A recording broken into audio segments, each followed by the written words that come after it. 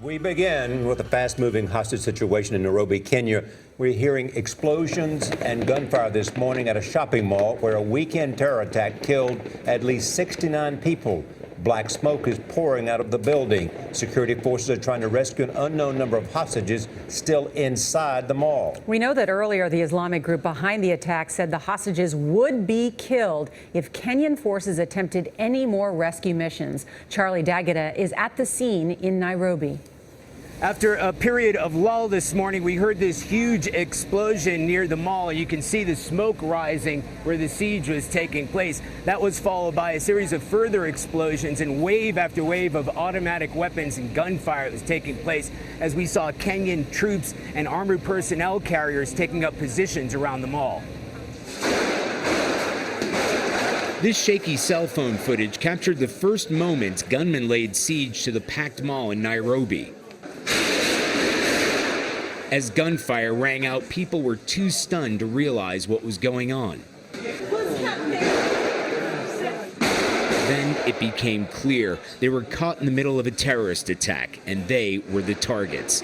Some sought shelter in a storeroom, while one man got on the phone, presumably to the police. There's a terrorist. I think they are terrorists. Witnesses said the attackers, armed with automatic weapons, shouted that anybody who was a Muslim could leave safely.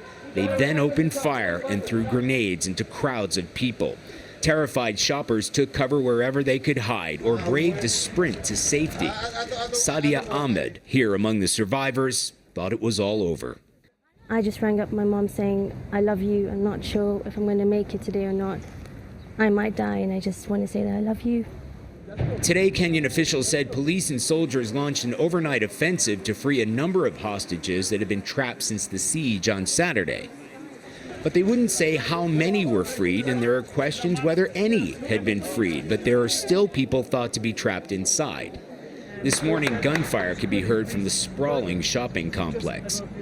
The al-Qaeda-linked Somali group Al-Shabaab has claimed responsibility for the attack and warned that its fighters would punish the hostages if force was used to rescue them. Kenyan authorities said last night that they were going to end this siege. That clearly wasn't the case in what we saw this morning. We're not sure exactly what took place. This huge explosion followed by a series of further explosions and automatic weapons. We got word that maybe the militants had blown themselves up, but we also heard that maybe the Kenyan military had tried to blast their way in. At this point, we don't know in this fluid and ongoing situation.